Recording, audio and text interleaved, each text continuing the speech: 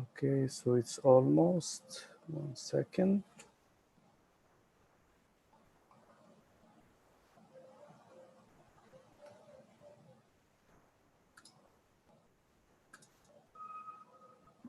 Amin smile. Yes, just 1 second.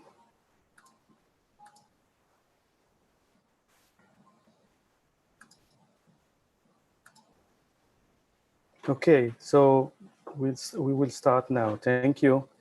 So good morning, good afternoon, good evening, everyone from United Nations in New York, and welcome to our webinar on youth engagement for global action, digital skills, and the power of 3P.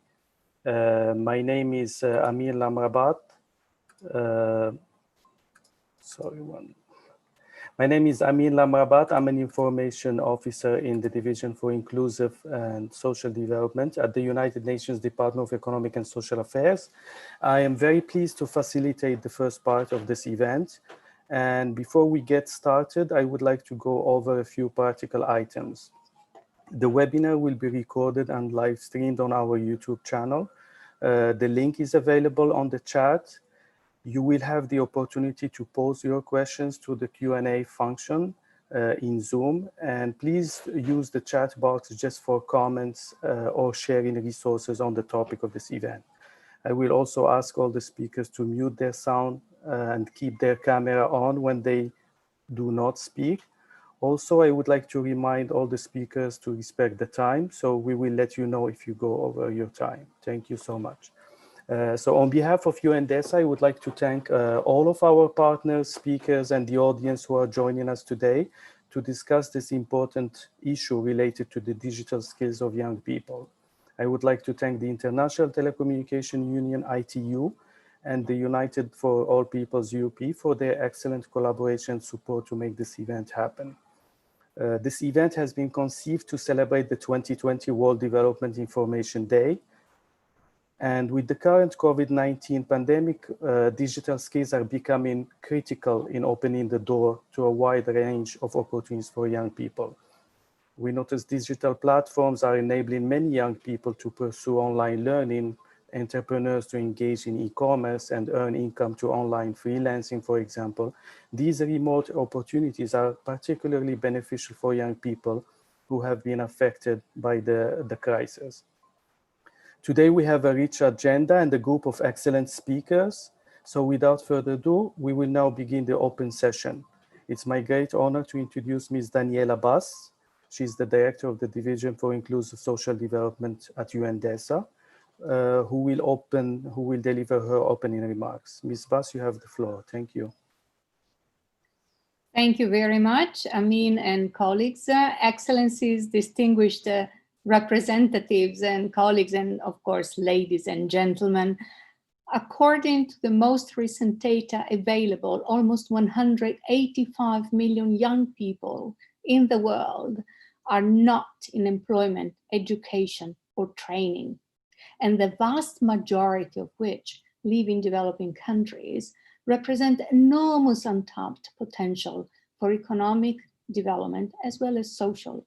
And I do apologize if this event is not fully accessible to persons with hearing impairments. We will work on that next time. However, there will be a summary available in our portal. Therefore, it is a real pleasure to join you in this important event on youth engagement for global action, skills, digital skills, and the power of the 3P. 3P, public, private, people. And I would like to thank the International Telecommunication Union as well as the United for Our Peoples for organizing this important event in partnership with the United Nations Department of Economic and Social Affairs and the Division for Inclusive Social Development. I have the honor to lead. A special acknowledgement goes to Ms. Dominika Jacques, who has been an advocate on youth and STEM since years and proposed this idea and initiative to ITU and us in the ISD DESA, and with the collaboration of many young supporters, made the voice of youth globally heard today.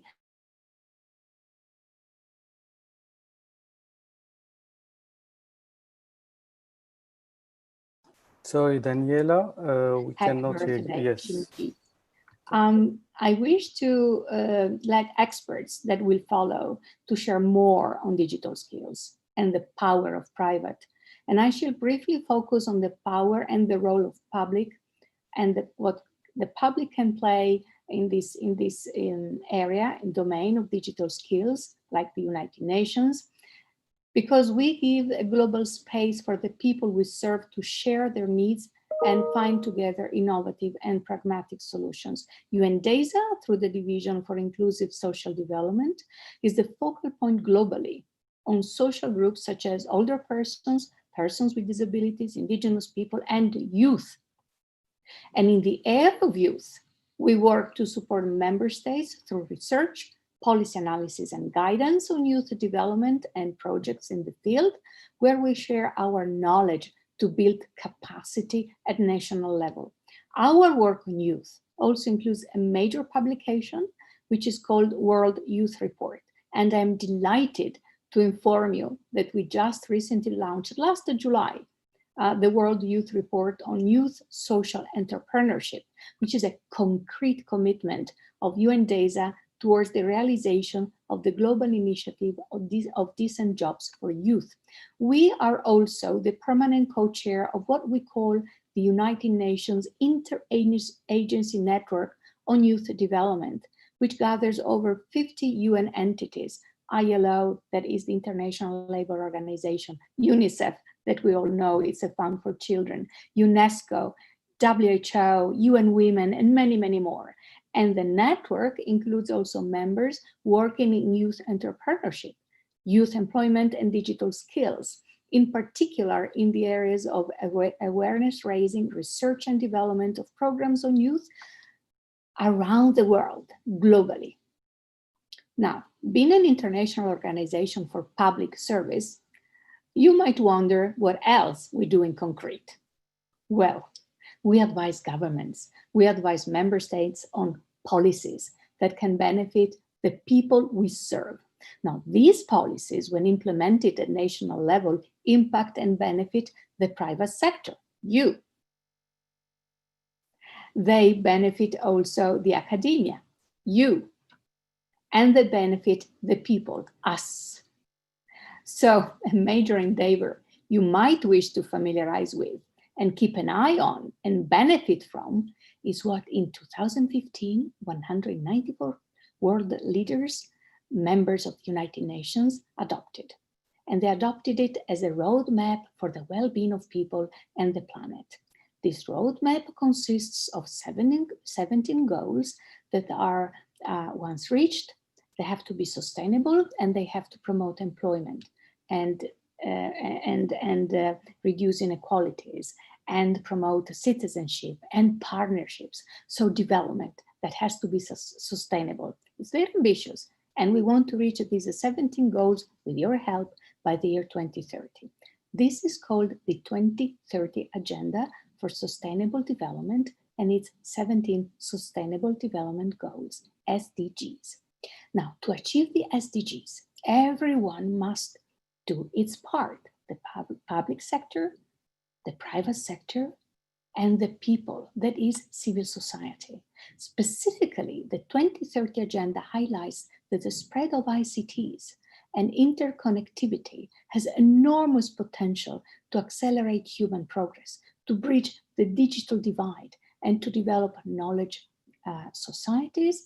And so through scientific and also technological innovation across all these areas, we can really energize and find the right medicine to solve many problems. Now, young people can use digital technologies to address social challenges. For example, facilitating access to educational and health services, supporting efforts to address complex problems arising from urbanization, or helping communities adapt to climate change, while also building critical ICT skills that will allow them to thrive in a digital world. We have to keep in mind that we are in the fourth industrial revolution, where technology and finance are key elements. And with COVID-19, the COVID-19 pandemic Well, more than ever, we have to make sure that all can benefit of digital skills to be able to communicate, to interact, to work, to study.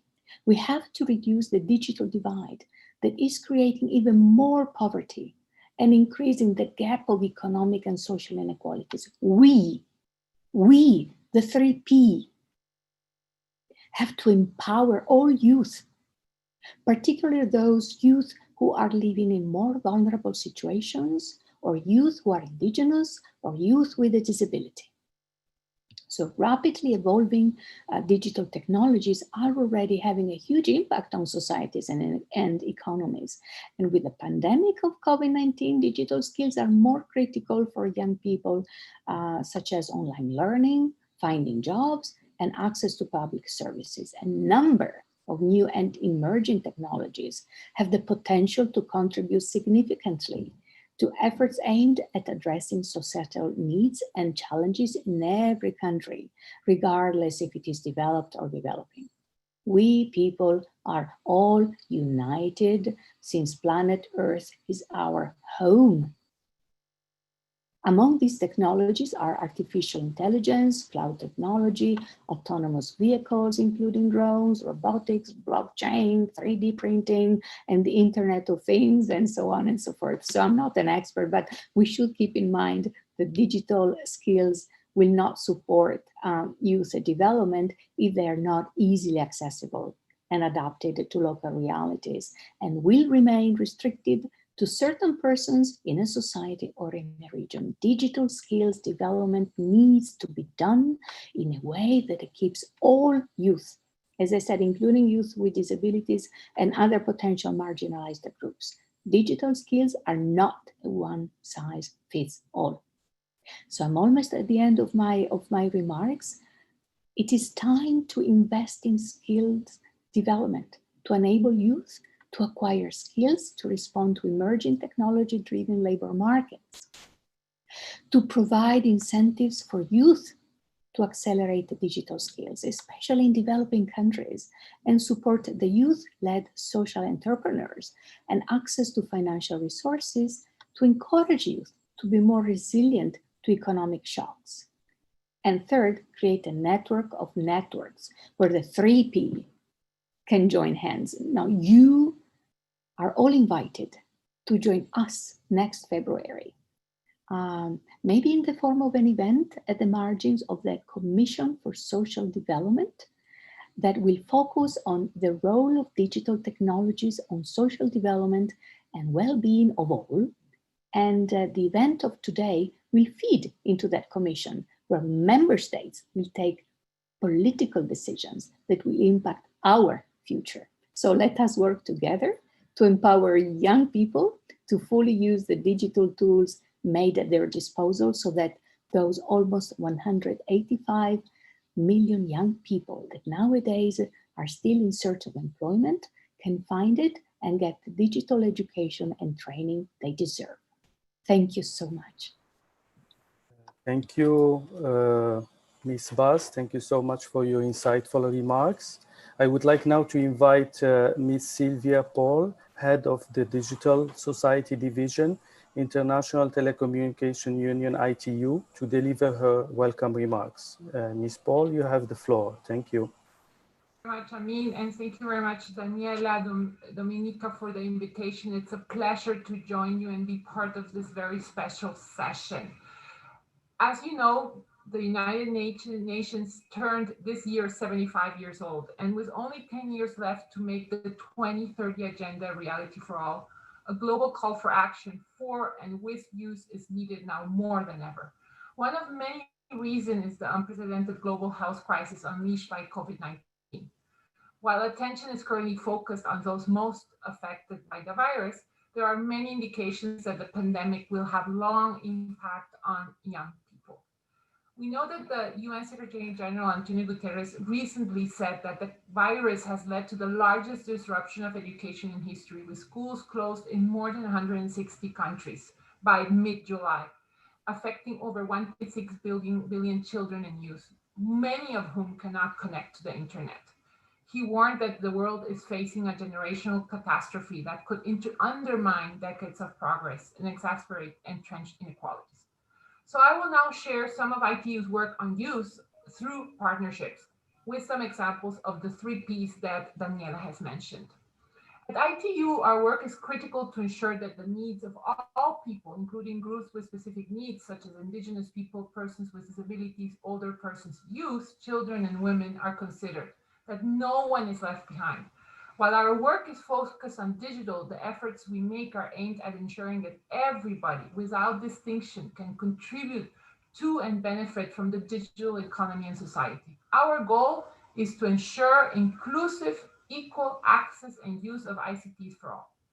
The ITU Telecommunications Development Bureau, specifically the Digital Society Division, is committed to bridge the digital divide, to give all people, in particular the younger generation, the chance to leverage the true transformational power of digital technologies. Today, more than ever, it's crucial to take urgent action towards prioritizing equal opportunities for the youth to have the necessary educational opportunities, skills, and motivations to engage and succeed in the ever-changing but progressively technology-saturated professional environment. Some effective examples include our highly successful International Girls in ICT Day. It's held on the fourth Thursday of April each year, and it promotes the exciting STEM and career opportunities waiting for girls and young women in the tech sector. Since 2011, more than 360,000 girls and young women have taken part in more than 11,000 celebrations in over 170 countries. Just this year, over 50,000 in 62 countries took part in a virtual Girls in ICT Day celebration. In addition, in collaboration with partners across the world, ITU's Girls Can Code initiative strives to equip young girls with digital literacy, coding, and personal development skills through mentorship and digital skills development. We have already successfully empowered thousands of girls to become programmers and ICT creators, while also encouraging them to pursue further STEM educations and career in technology. This work ensures the local and regional talent is expanded and better skilled for the future and helps break down employment and entrepreneurship barriers for young women. Partners representing multiple sectors with a coordinated action is essential to advance any agenda.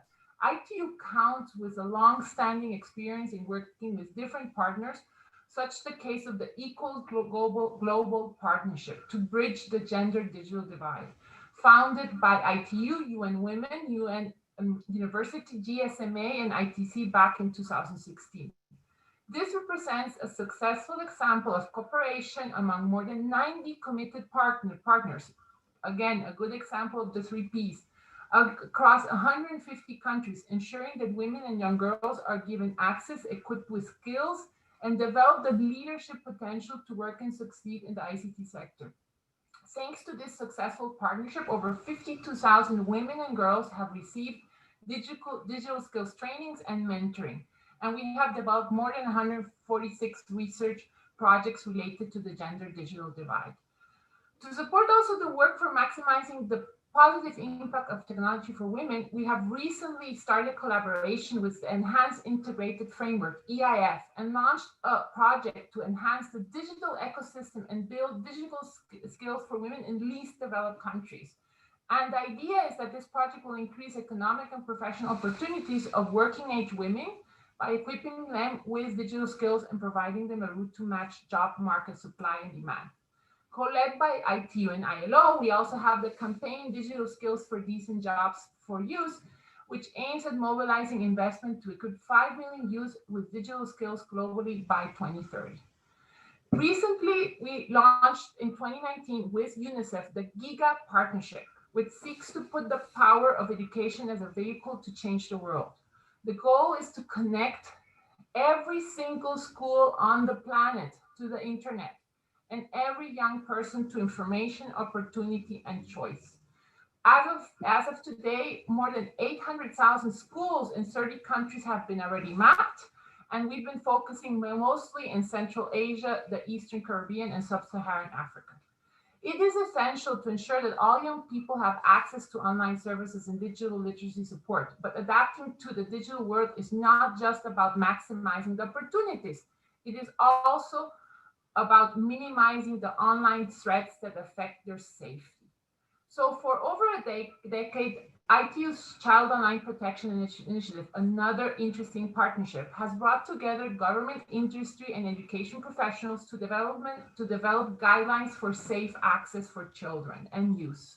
Since then, we have been working to build an international network committed to create a safe and empowered online experience for children, but also for youth.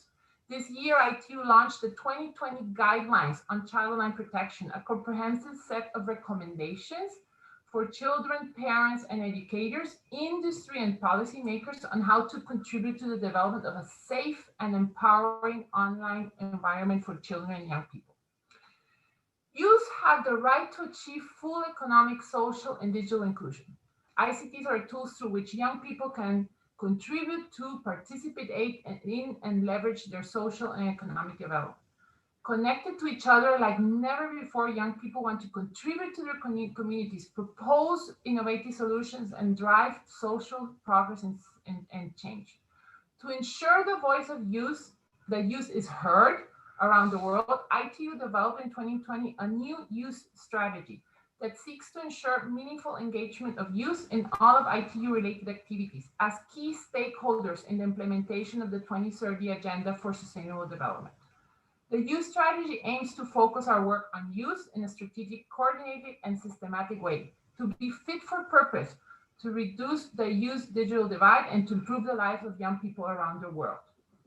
And by this, we are proposing 3 areas of action: supporting youth empowerment by creating a community of young leaders, bringing young people together to engage with ITU and its members, and fostering youth dialogue and participation in ITU activities and decision-making processes.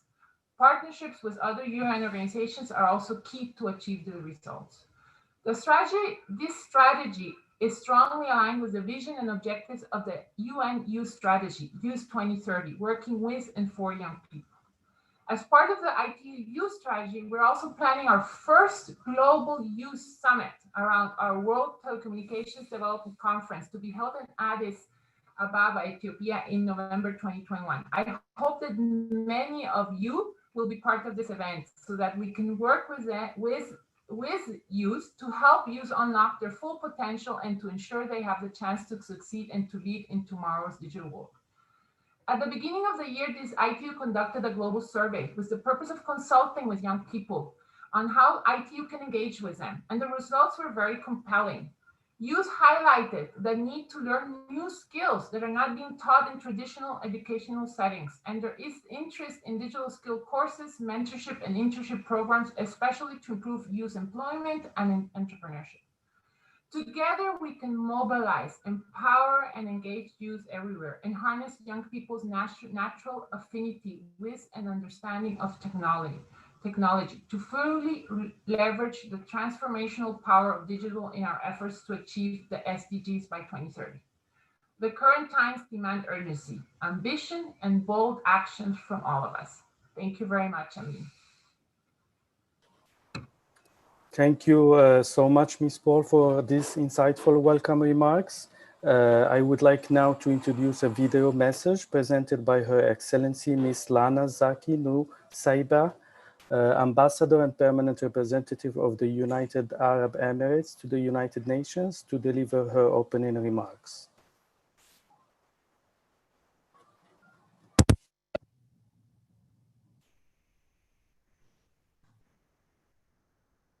Just 1 second, we will play the video.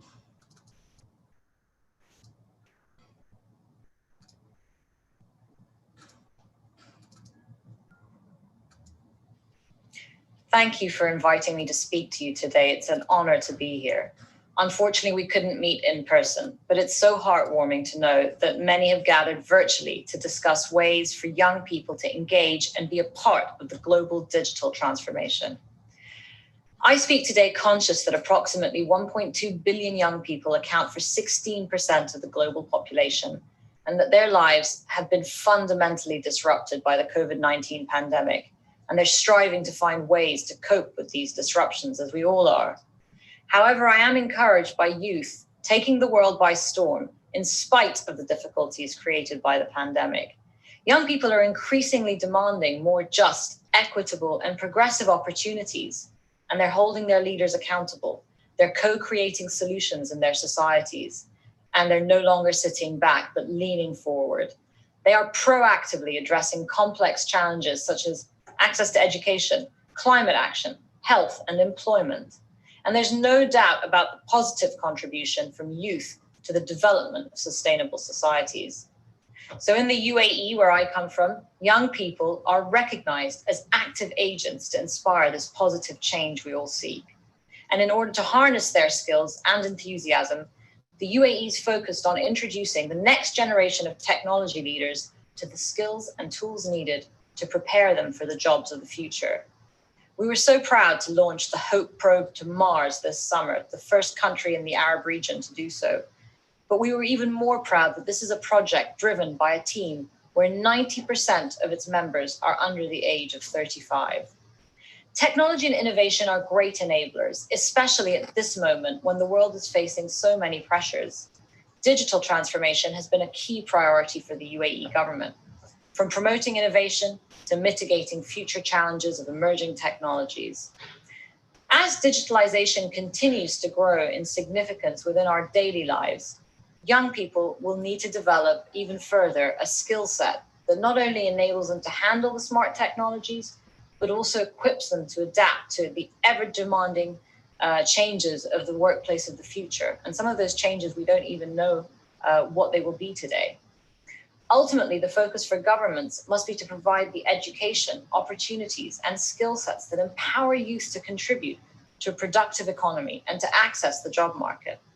Finally, the COVID-19 pandemic has, of course, exacerbated intergenerational inequalities and will require the inclusion of young people at the core of recovery efforts and in building society's resilience. We've already witnessed young people around the world be a part of the recovery process in their communities. And what can be achieved when they are empowered to be active agents of change is evident around the world today. Young people will therefore need to act as further catalysts to inform decision-making on matters that concern them, to prevent future shocks, to build back societies that include the needs of youth at their center, and to ensure that no one is left behind. Thank you.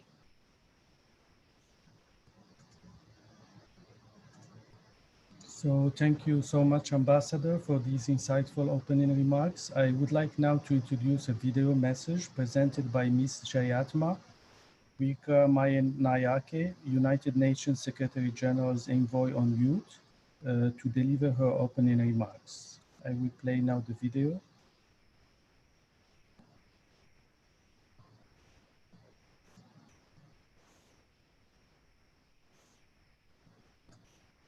Hello, everyone. It's a great honor to join you all today for this webinar on youth engagement and the importance of building digital skills. Thank you to UNDESA, ITU, and United for All Peoples for the invitation to address all of you today. It is startling to realize that over the past decade, around half of all young people were not equipped with the skills needed to enter the job market. And globally in 2020, more than 1 in 5 young people aged 15 to 24 are neither in employment, education, or training. In a rapidly evolving technological landscape, it is critical that we enhance the ability of all young people to be better able to meet the demands of the digital economy and the future of the job markets. Equipping young people with digital skills is essential, not only because of their intrinsic value to a specific occupation, but also because they can open doors to acquiring additional knowledge, skills, and qualifications. In times of crisis, young people are particularly vulnerable, and it is becoming increasingly clear that the socio-economic impacts of the COVID-19 pandemic will continue to affect young people for years to come. We have learned from previous recessions that protracted unemployment can have scarring effects on young people's job stability, earning potential, and employability, especially when re-entering the job market. Millennials who have not yet recovered from the previous financial crises and the challenging job markets are now facing a second wave of hardship. At the same time, Generation Z steps into a very uncertain future with the current unemployment rates, the economic downturn, rising inequalities, and school closures worldwide. More than ever, we need to equip young people with the skills required to face the ever-changing, fast-paced, and technological environment we live in. Only then will they be able to meaningfully capitalize on the potential of the fourth industrial revolution while safeguarding against its risks. Although young people are among the most willing to embrace new technologies, many have deep-seated anxieties about the impact of the most recent advances in robotics and artificial intelligence could have on their future employment prospects. And as technological progress continues to push the frontier of what machines can do, the world of work as we know it is constantly being redefined, ultimately creating a growing skills gap. This highlights the importance of investing in and modernizing education and training programs so that young people are better able to meet the demands of the digital economy. To do so, we will need governments, employers, workers, and other stakeholders to more proactively support youth-focused digital skills policies and their effective implementation. Only then can we truly be partners in unleashing young people's potential through technology, ultimately ensuring a more prosperous, peaceful, sustainable world for all.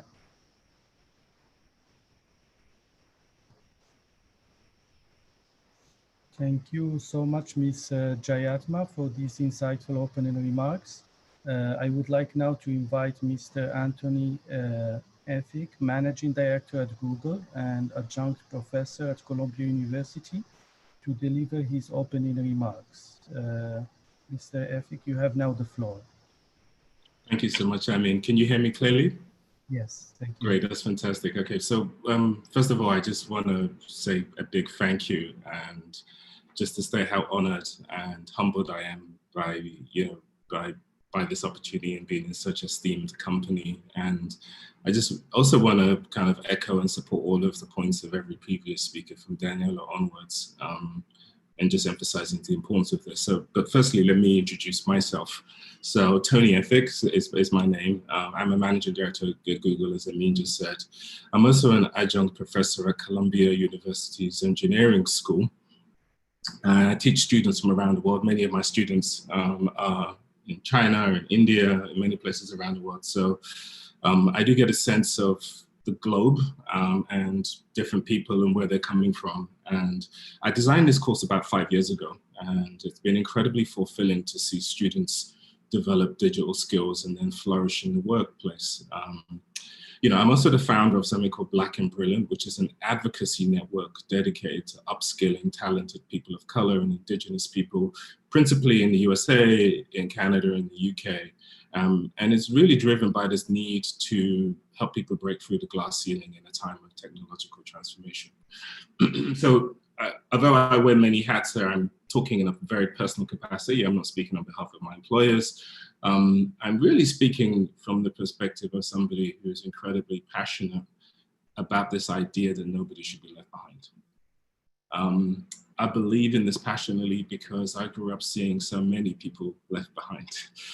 And I want to talk right now about hope in a time when many of us perhaps feel a little bit hopeless. Okay, and so my story is the story I want to talk about. And this is a story of somebody who perhaps acquired digital skills against the odds. My story is almost improbable, but perhaps shows what is possible for many of the people on the call and beyond. So I was born in Nigeria in the 1970s. I'm not going to say when, because you work at my age. And I grew up as an immigrant in the UK in what would be considered a low-income family. So I grew up in what we call the council estate. In America, we call it project. And one of my earliest memories is of my mother buying for me and our family an early computer to play games with. And until today, I don't know why she bought it, but she did. And I played those games, you know, but I also learned how to code with it. Many people who also had that same privilege didn't do that. My school, which was in a similar neighborhood and couldn't really afford it, had an early computer system and department. I spent a lot of time there.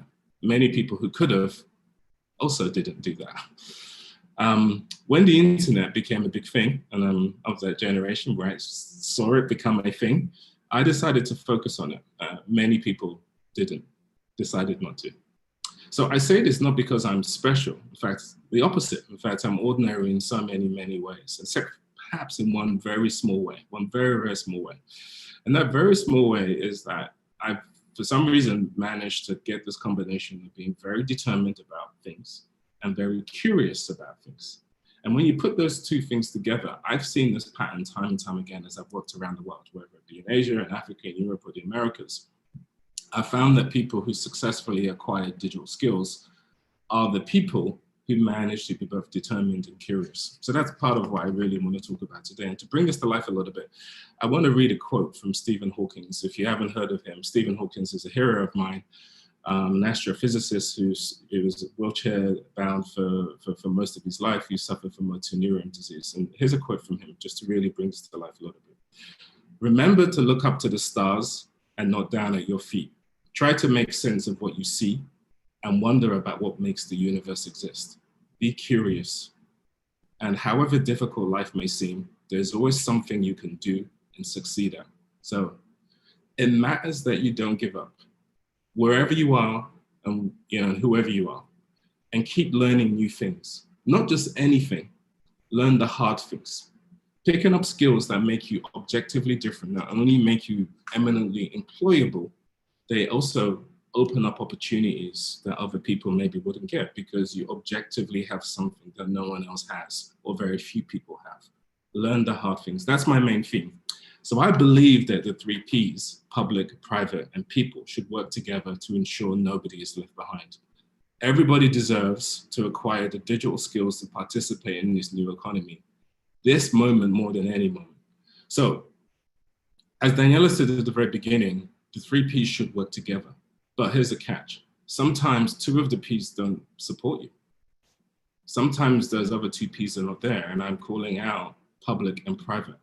And sometimes all you have is the people.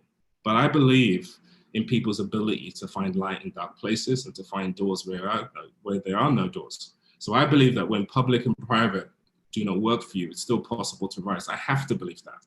I have to believe that when you don't have that going for you, there is still hope. There is still an opportunity for you to do what you want to do. And to bring this to life, one of my heroes again. So Nelson Mandela said, it always seems impossible until it's done. You can go from a prisoner to a president. You can go from digitally unskilled to digitally skilled.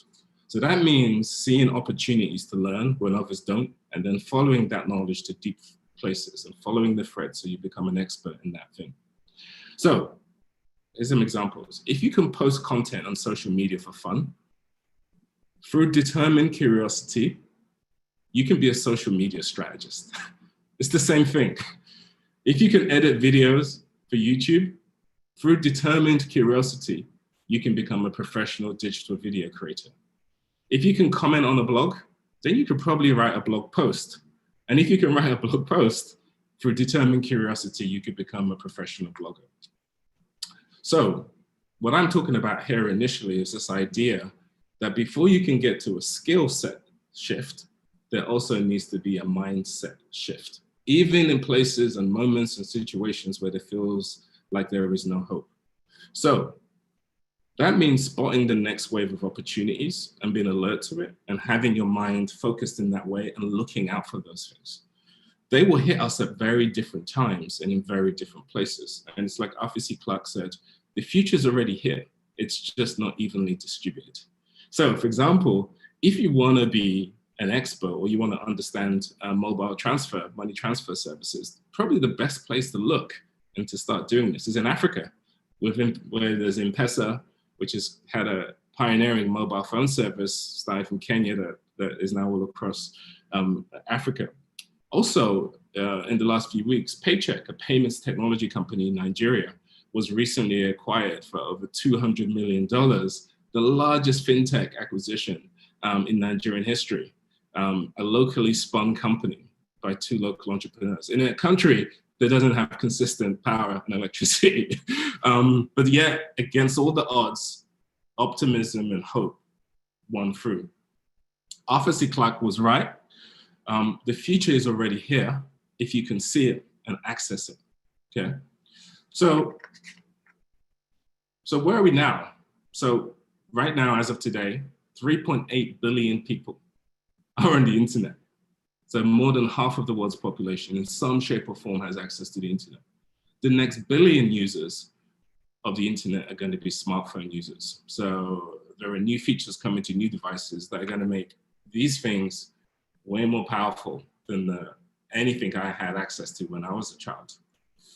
So this will unleash a wave of entrepreneurship, collaboration, and wealth creation, transforming this next billion people, many of you on the phone today, many of you in this call today, into the next powerful force in the global economy, but only if you grasp the opportunity. Only when you see opportunity where others don't. Only when you spend that time to play your games like I did on my Atari computer, on my Commodore computer, and then learn to code on it. You could spend a little bit more time in that computer room. Okay, so we see smartphones now helping to do amazing new innovations that we couldn't have even dreamt of a few years ago.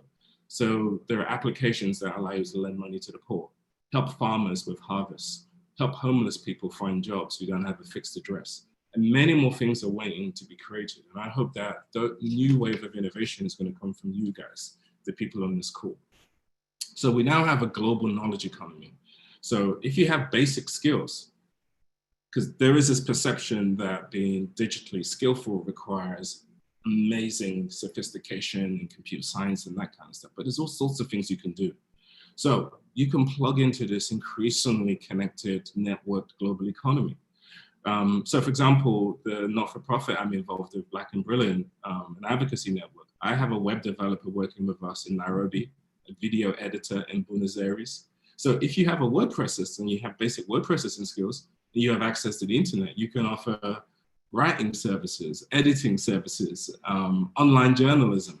So if you can draw and design, you can offer services in animation and illustration and design to people anywhere and everywhere. So in a globalized, networked world, you can escape the limits of your national economy and even your neighborhood. So you can escape the two other P's when they don't work for you. We hope they work for you. We hope you get the combination of all three P's working for you. But if I could wave a magic wand to make that happen, I would. But some of you, many of you, maybe don't have that. So in that condition, you don't give up. You don't give up. Now, we are at a transformational stage, and Her Excellency and the Ambassador just talked a little bit about that a second ago, about artificial intelligence. This is going to impact us all in a myriad of ways that are maybe at this moment very unforeseen. So the question is, are you ready for artificial intelligence? So artificial intelligence is generating huge interest around the world and how it will impact the future of work and jobs.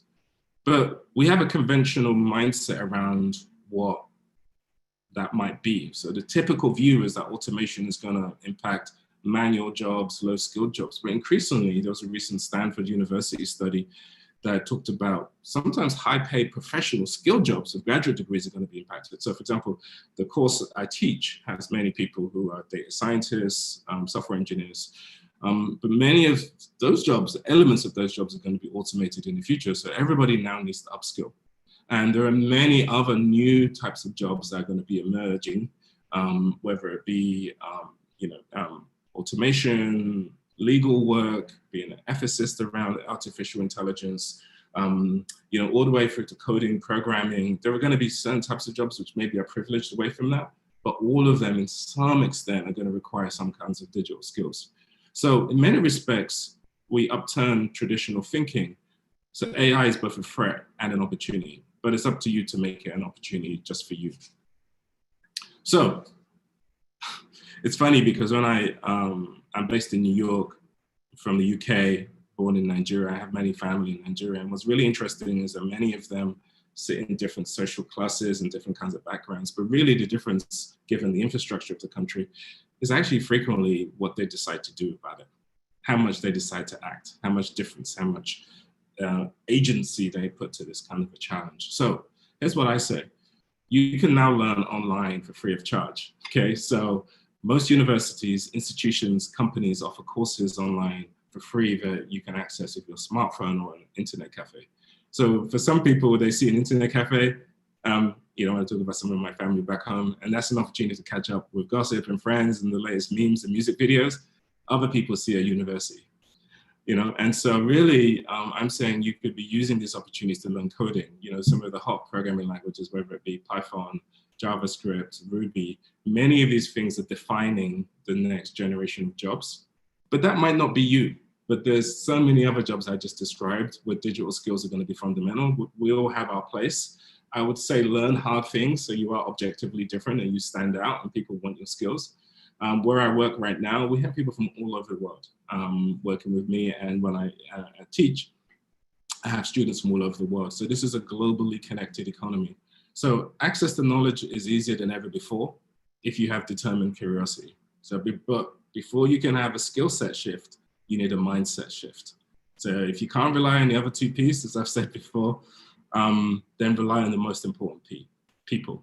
So it matters that you don't give up. Learn hard things that are new, be objectively different, stay curious, and help each other and pass it forward to others. So thank you. I enjoyed doing this and thank you for the opportunity. Back to you, Amin. Yes, thank you so much, Mr. Afik, for all these insightful welcome remarks. Thank you again also for joining us today. And now we will begin our second part of the event, our panel discussion moderated by Ms. Caroline Gibson, Modern Workplace Specialist in Microsoft. Caroline, you have the floor now. Thank you. Yeah, thank you so much, Mr. Lamberbat. And Tony, thank you for sharing your inspirational story and your thoughts. I loved hearing about it. And thank you to everyone attending this discussion today, because without you, we can't do this. There's 3 Ps included here. As Amin said, my name is Caroline Gibson. I am a modern work and security specialist at Microsoft, and I'll be your moderator for this portion of the event. We have an incredible panel of accomplished professionals and youth from across the globe participating in our discussion today. To provide some context as a start of the format, we'll be starting with the presentation portion where the panelists will have the chance to speak about their experiences, their initiatives, the importance of digital skills, and more. Each panelist will have 4 minutes to present, and timing will be strictly enforced to make sure we stay on time. From there, I'll transition us into a Q&A segment with questions of my own. Then we will open up the discussion to questions from the audience. So I'd encourage you now to please feel free to send in your questions early at any time when they arise to be addressed at the end of the panel. And we hope we will be able to answer all questions if time permits. So without further ado, I'd like to introduce our first panelist, Zach Sims. So Zach is the co-founder and CEO of Codecademy, the online education platform empowering millions to unlock modern skills and reach their full potential through code. In 2013, Zach was voted to Time's 100 Most Influential People's list and has been named to both Forbes and Inc. magazine's respective 30 Under 30 lists. So Zach, we're very much looking forward to hearing from you, and I will hand it over to you from here. Awesome, Caroline, thank you so much, and thank you all for having me. It's a real honor to be here today. So I think I was asked to share a little bit about what we're doing with Codecademy in an attempt to bring the 3 Ps together and hopefully close the skills gap a little bit. So I think Tony's talk this morning was incredibly inspirational, and it really is an example of what I think we are trying to help create in the world. So Codecademy is at this point the largest online community of people learning technology skills in the world, with more than 45 million people from 190 countries that are all learning modern important technology skills like how to build websites, how to build games, how to analyze data, and in the process, hopefully helping to access more economic opportunity. And so when we first started the company, it grew out of my own personal challenge, learning important digital skills in order to either start a company or eventually go work at a company, and realizing that traditional institutions like college, if you're lucky enough to have access, still don't do a great job of teaching people these digital skills that allow them to have a truly transformative impact on people all around the world. And so that led us to believe that we should create a way for people, whether they're in Nairobi or New York, to access digital skills for nothing to start, so for free, and then to be able to take that motivation and that drive to learn, as Tony said, hard things that are new, and apply drive and interest to building the future. And I think that is the most important thing about these technology skills, is they allow people to create the future. And they require nearly nothing to get started other than an internet connection and a computer, which fortunately more and more people around the world now have access to. So when we first started Codecademy, we realized that the technology jobs will be growing significantly faster than almost every other job sector over the next couple of years. And that having these important digital skills and this digital literacy is becoming critical for every career path, regardless of whether or not you work at a technology company or you work at a supermarket or elsewhere. Learning the skills that are important for the future will enable you to get a better job. And with Codecademy, we wanted to make sure that people could learn these skills no matter where they are in the world. Like I said, with a basic internet connection and a desktop computer, you can sign up and use Codecademy to learn in a way that's accessible to anyone, flexible, so you can learn anywhere at any time, and engaging. So hopefully kind of makes you interested in learning these important skills. And I think you can learn skills, everything from data science to web development to mobile development.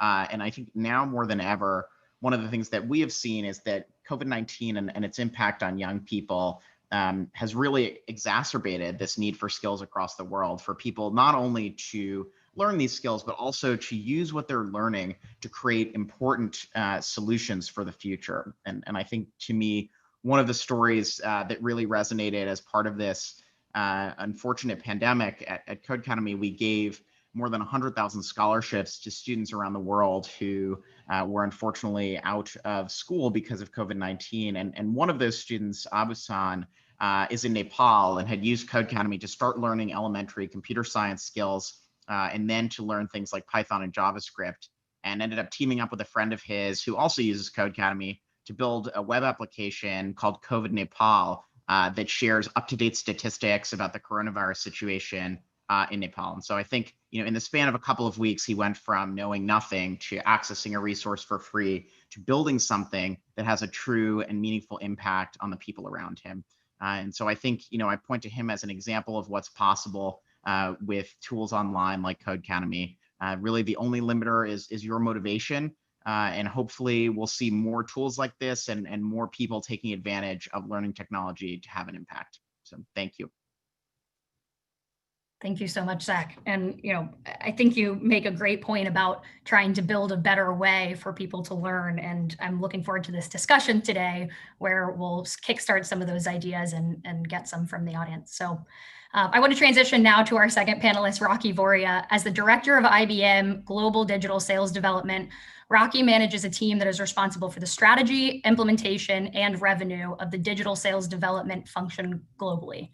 Rocky has a strong passion for advancing women in sales and millennials in business, and regularly shares her thoughts on these topics by speaking at conferences and writing publications in Forbes as a member of the Forbes Business Development Council. She currently serves as the executive co-chair of Women at IBM New York City, which focuses on attracting, retaining, and advancing women. Rocky, I will hand it over to you. Thank you. Hello, everyone, and thanks so much for inviting me to speak at this important event for UN World Information Day. I'm honored to be on such a distinguished group of panelists, so thank you again. So as Caroline mentioned, my name is Rocky Voria, and I lead a team of sellers across the globe at IBM. They're responsible for engaging with clients and helping them to achieve their business outcomes using IBM technologies. I've been at the company for about 1.5 years. I was previously at Microsoft, where I spent 7 years across different roles at the company doing similar work, empowering organizations to achieve more through access to technology. So my experience has been in the private sector. But in terms of what led me to the private sector and technology in particular, when I was in university at Colorado College, I studied international political economics, and then I went to the University of Oxford for my graduate degree and got my master's in comparative social policy. And I think through my studies at both, I realized that the world was becoming borderless and that business was globalizing. And I saw the challenges that people all over the world were facing regarding healthcare, access to welfare, economic security. And I realized that I wanted to work for a company in an industry that had the ability to do something about it. I truly believe that technology has the power to change the world, and I wanted to be part of that change. And I think a lot of times people might think, well, why a corporate or why private sector when you could be in the public space or working at an NGO? And I believe that both can play a really important role. All the ones that were not very good, and they were just. Thank you. I believe that both can play a really important role in contributing to societal change. I think big brands like IBM, like Microsoft, they have significant reach and breadth and resources and influence, both politically, economically, and therefore, I think societally able to drive appreciable impact. And a big piece of overcoming poverty is empowering our youth with digital skills, especially girls, I think, who typically have less access to education and to skills development across the globe. As Caroline mentioned, I'm very passionate about this space. I grew up with a single mom who immigrated to the US from India, raised me and my two sisters alone. And I've personally seen the role that digital skills has played in my own life and in my own growth. And because of that, I've dedicated much of my adult life to helping in these spaces and serving as the lead of different women's groups. And I've seen how powerful that these types of business resource groups can be in building external partnerships that support the community. So I look forward to sharing more about some of the specific programs and partnerships that IBM currently has during the panel discussion. But at IBM, we believe that the future belongs to all of us, not just some of us. And we strive for access and inclusion and equity and quality by providing the best technology that we possibly can, the best talent to help really build some of those digital skills of the future. I know many of the panelists have similar goals. So I think across the PPP, public, private, and people, my hope is that we can all come together as a network of networks, as Ms. Boss said early on, in our shared passion to drive connected execution in order to equip our youth with the skills that they need. Because I believe that, the current pandemic, we've obviously seen a lot of youth unemployment, but it's also accelerated digital transformation. And if we can improve the skill sets of young people and increase their employment prospects too, I think we will all be in better shape. So thanks so much for having me. Rocky, thank you so much. And you're so right. The world is becoming incredibly borderless. And, part of this discussion today will be how do we make sure that as we have this borderless world, that everyone in the world has access to the digital skills they need to become successful. So next, I want to invite Matthias Mock to speak. Matthias is an entrepreneur, investor, and the founder of a fintech venture called Nextstroke.com, which focuses on blockchain technology and AI in the fintech sector. He is also a Forbes 30 Under 30 finalist and a fintech contributor for Forbes. So Matthias, looking forward to hearing you speak. Thank you, Caroline. I'm very honored to have a chance to discuss digital skills with such a distinguished group of panelists. My name is Mateusz Mak. I'm from Poland. I'm an entrepreneur, and the majority of the projects I created or invested in are actually based in the digital world. So back in high school, I founded the world's first messenger for deaf people, 5Web, with the aim to bridge the gap between the lack of texting alternatives for deaf community. I had the privilege to start my journey with learning digital skills. Back in primary school, it was my computer science teacher, Mr. Robert, who first showed me how much is possible and how easy it is to create. For example, simple animations we programmed in, HTML or JavaScript during the classes. So I didn't start with Commodore as in the case of Tony, who spoke previously. However, the change in the world of tech in the last 10 years greatly shows how much has changed in the world of opportunities for young people too. My primary school experience was definitely a main driver for what I've done later. At the age of 17, I secured my first VC investment to develop the File Web. Since then, I have gone through this process again many times with a variety of projects and with a variety of teams. It took me several years to perfectly process and iron out any mistakes when approaching innovation or fundraising. I have seen my colleagues, I have seen my friends making the same mistakes I did in the past. And this significantly reduced the chances of their companies or their projects to accelerate. This is why, besides building my own projects, I want to help companies and I want to help young founders achieve their own goals and use my expertise to guide budding entrepreneurs to hopefully to success. At Nextrobe, the software house that I founded, we specialize in implementing blockchain technology and AI in the fintech sector. We work with a diverse range of teams and companies from startups, banks, corporations, government entities. And our main goal is to help SMEs, small and medium enterprises. My own passion for fintech stems from my interest in economics. I'm a graduate of NYU in Abu Dhabi, and during my studies, I have a chance to show how much fintech has changed firsthand in the MENA region. Thank you. Thank you so much, Mateus. And I think you highlight something really important too, that sometimes this is a learning process. You don't just wake up, start learning these digital skills and know it all overnight. It takes time to kind of get into a successful place with this. Yes, so, it's still a long way ahead of me. It's always going to be continuous learning without a doubt. So I want to introduce our fourth panelist, Jorge Sakafi. Jorge is an experienced finance, technology, and strategy professional, having worked at JP Morgan Chase, EY Consulting, and US Bank. He has advised large corporations on strategy, treasury, and emerging technology, most recently specializing in the use of blockchain and machine learning in financial services. Jorge received a Bachelor of Science in Supply Chain and Information Systems from Penn State University and has Lean Six Sigma training and CTP qualifications. So Jorge, looking forward to hearing from you. Yes, thank you, Carolyn, and it's an honor to be here with all of you. I like to think that I'm here to share, I believe, my experience and my view on industry, as they say, once you're a consultant, on how digital skills are changing the landscape, what the impact of those has been in the last, 5 years to 10 years. That's not say, even 20 years. Like Tony, I was lucky enough to have my mother give me a computer early on. And I remember loading BASIC and C# into it on a floppy drive and going down that path that way.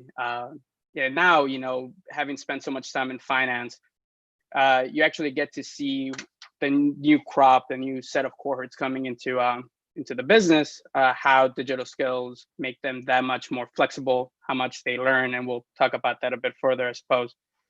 And just to add to the 3P component of it, prior to getting into finance, I spent some time at the Philadelphia Housing Authority, so I can also give a little bit of insight on how that is from at least a U.S. local government perspective. So looking forward to the discussion, and thanks again for having me here. Thank you so much for joining. Next, we will have Jessica Yankel. So Jessica brings extensive global experience in strategy, innovation, insights, and foresights. After moving to New York City in 2015, she began to specialize her career in the food and beverage innovation, first as the lead global strategist for Ferrero's Open Innovation Team, and currently as the Insight Lead for PepsiCo's North American Beverages Innovation and Portfolio Transformations Team. In these roles, Jessica leveraged digital tools along with human intervention to help bring clarity to the rapidly evolving consumer landscape in which today's food and beverage companies operate. So Jessica, looking forward to hearing from you.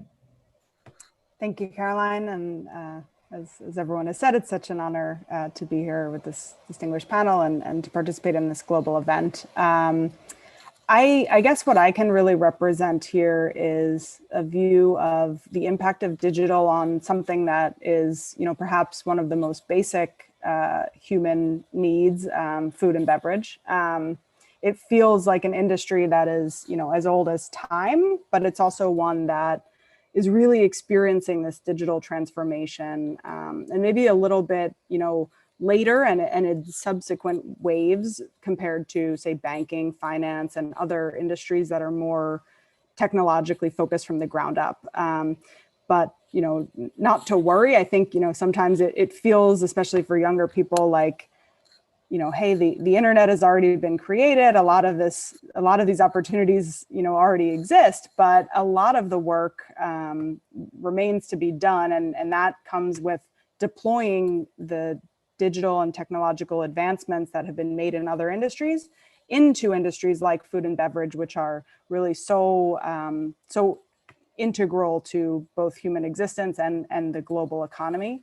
And so just a couple of examples of that, ways in which, from the innovation point of view, we see digital technology really starting to impact and disrupt food and beverage, all the way from, agriculture. I think somebody mentioned, apps on your smartphone to help farmers, but going even beyond that, how do we use both hardware, whether it's, weather sensors or in-field monitors and trackers and robotics that can tell us what's happening with agriculture, as well as predictive analytics and advanced analysis and data science to mitigate risks. I mean, a lot of the food that we eat on a daily basis is coming from all over the world, and that requires massive logistics and supply chain technology to bring it together.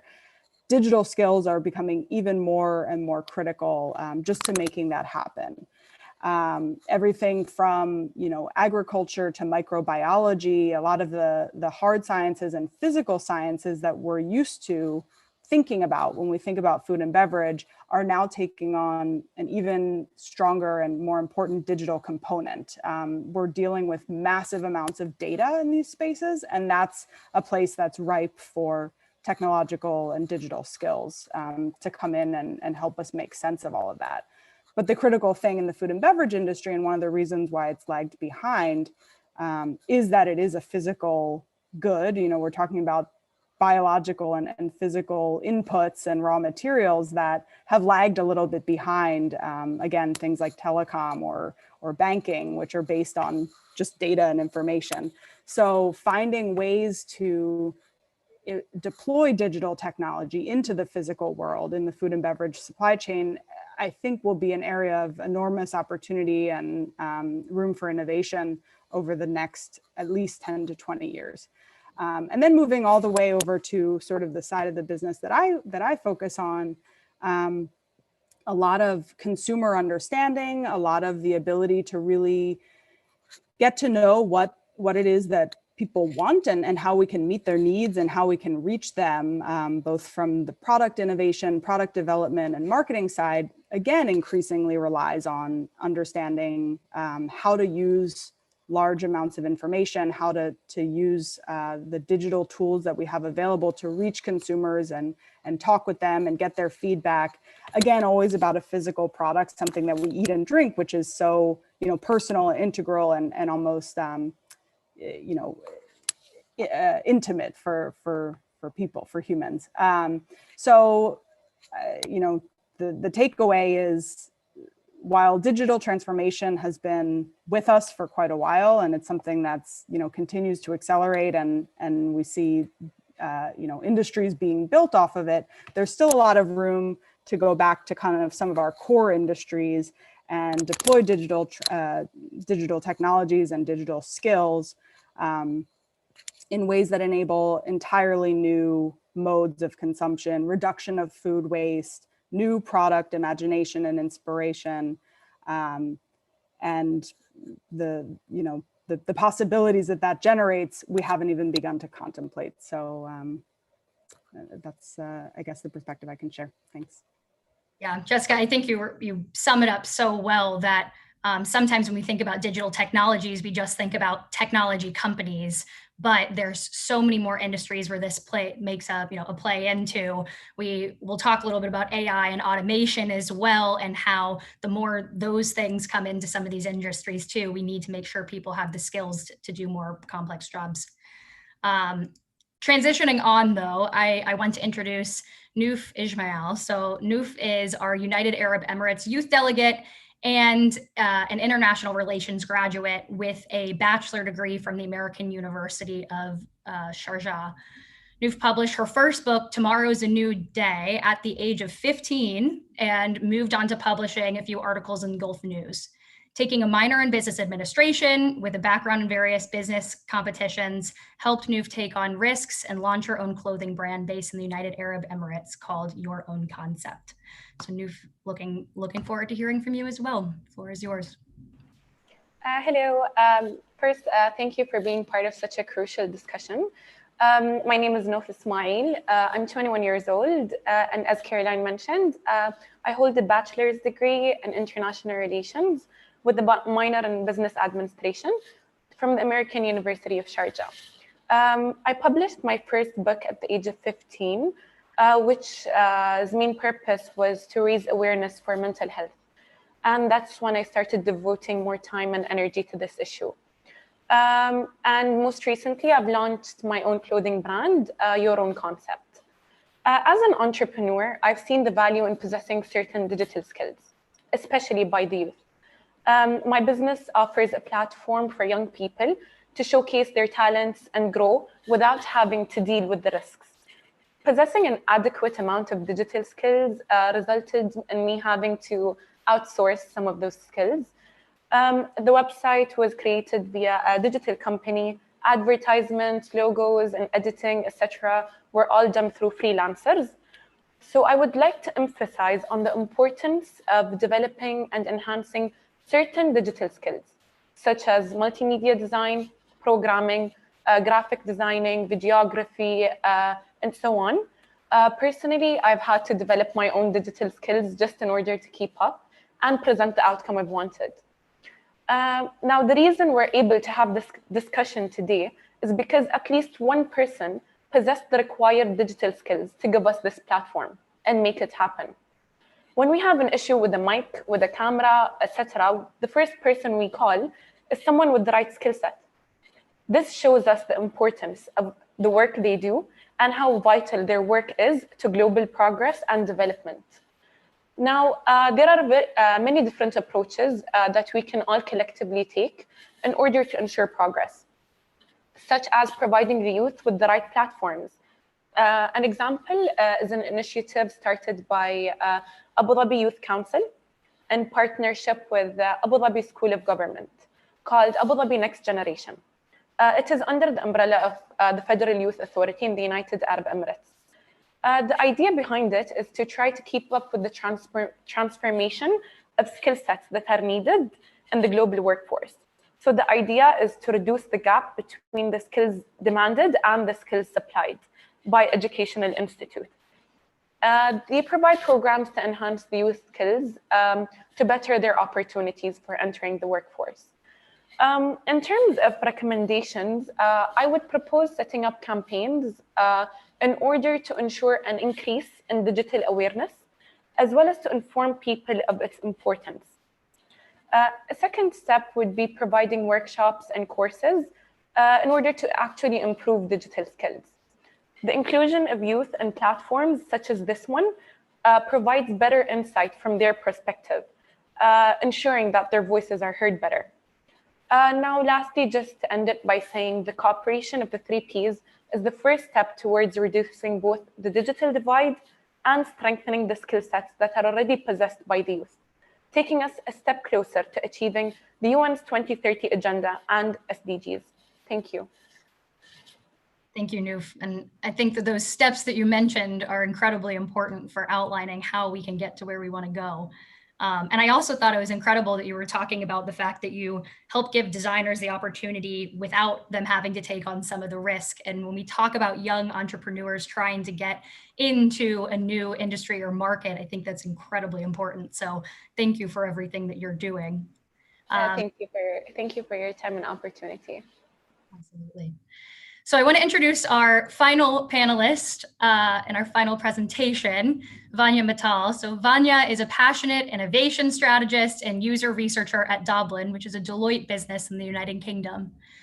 She has an undergraduate degree in communication design from the National Institution of Fashion Technology in India and a master's in strategic design and management from Parsons School of Design in New York. Vanya is geared to bringing the gap between design, user insights, and the hard edge of business product and services and digital innovation together. So Vanya, I will hand it over to you. Thank you, Caroline, for the introduction. Greetings, everyone. It's an absolute honor, like everybody else, to be here amongst this group of panelists and to be part of this event. Like some of the panelists mentioned, the importance and the responsibility that private sector has today. But as an innovation strategist and a member of Women in Tech community within Deloitte, I believe we do have a greater role to play as a private sector. And I would like to cover 3 key points today in terms of what are we doing to empower and educate the workforce and also the people in the classroom. Some of the examples regarding how we're actually enabling it. What are we doing to get this done? And then most importantly, why we believe in it. So let's start with what are we doing? Firstly, we're empowering youth to thrive in this digital world in UK. And like some of our speakers mentioned, that we're living in a dynamic digital world, which is constantly changing, which is like not stopping anywhere. And I believe failure to educate and empower ourselves and the youth will only leave us trailing behind everybody else in this rapidly evolving economy. So therefore, we nurture the current and the next generation to develop their digital skills and the critical thinking abilities, because that's really important to prepare them for the more smarter and automated world. Secondly, working towards more diversity and inclusion in technology. It's no news that technology has been seen more of a man's world, and the state of diversity is not really balanced in the tech world. So embedded very much in our company culture, we want everybody to feel they can be themselves and really thrive at work, be it women, people of color, or people from underrepresented communities or group. Help them to address the challenges and embrace the opportunities the digital environment affords. And I personally believe it is so crucial in order to really get diverse viewpoints, thought processes, in order to solve complex problems for our clients. And thirdly, something that Tony mentioned is the chance to improve lifelong learning and development. Because the skills we have today might not be even relevant in a few years from now. Actually, the half-life of skills today is only 2.5 years, which means that 2.5 years from now, the current skill sets that we have will be worth only half as much. So it is indeed imperative for us to reskilling and upskilling ourselves, to hone our skills, to refresh our skills in order to remain relevant in today's and tomorrow's world. So how are we doing it? There are a lot of initiatives at Deloitte in order to help us achieve these things. To give you an example, we did a research with Institute of Coding, which is a consortium of 30 plus universities, employers, and outreach organizations in UK. And they create ways to develop digital skills that are needed at work and beyond.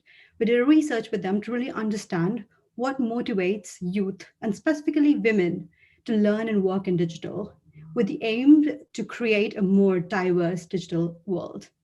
The other example is our partnership with Code First Girls, where we taught web development to women between the age group of 18 to 23 years old, with the aim to, again, give them the skills that are in demand in the job market today.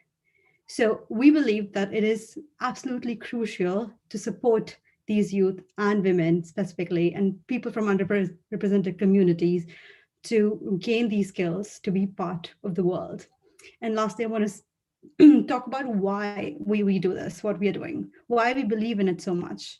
It is because we want to readdress the balance in technology and diversity and really develop digital maturity, which is not about the technology or what it enables us to do, but it is about having the individuals with the right skill set, with the right experience, with the right knowledge, and the right critical thinking abilities to make the most of the technology that is in front of us. That's all from my side. Thank you so much, Vanya. And you bring up a good point, which is we're talking about digital skilling, but we also need to focus on digital reskilling and how it is a continuous process to make sure that people are keeping up with the technologies of today and the technologies of the future. So with that, I would like to transition to the moderated panel. As you guys know, our panel today is focused on the importance and the development of digital skills in youth, with a particular focus on those disadvantaged youth who must not be left behind due to broadband access, accessibility, or other challenges they may face. As we proceed through today's discussion, we must not lose sight of the importance that digital skills play in reducing the digital divide and overcoming poverty across the globe in accordance with the SDGs of the United Nations. So with that, I would like to start by level setting and bringing context to the panel. And as a quick note, we are running a little bit short of time. We want to make sure we get out of here on time. So I'm going to ask all the panelists to try to give us their response, a short response in about 1 minute. So starting with Jessica, level setting, why have digital skills for youth become so valuable over the past few years?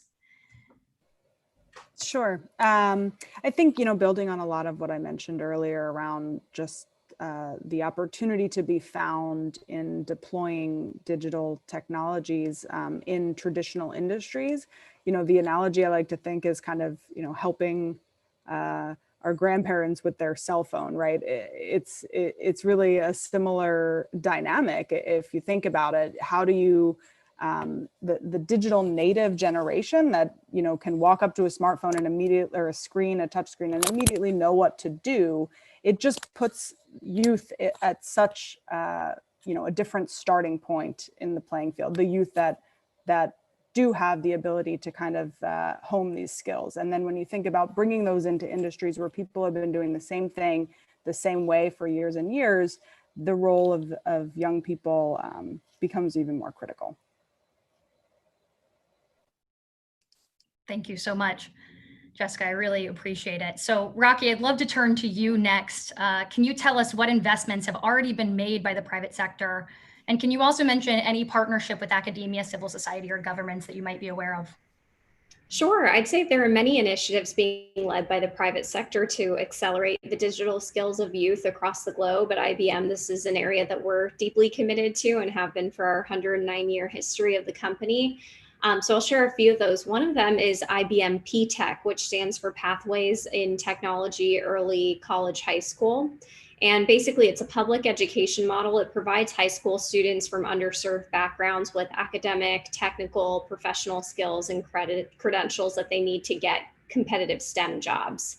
And basically, these P-Tech schools, it's a partnership between high schools and community colleges and industry partners or partners like IBM, and basically all working together to ensure that students have the support needed to be ready to graduate and be career ready.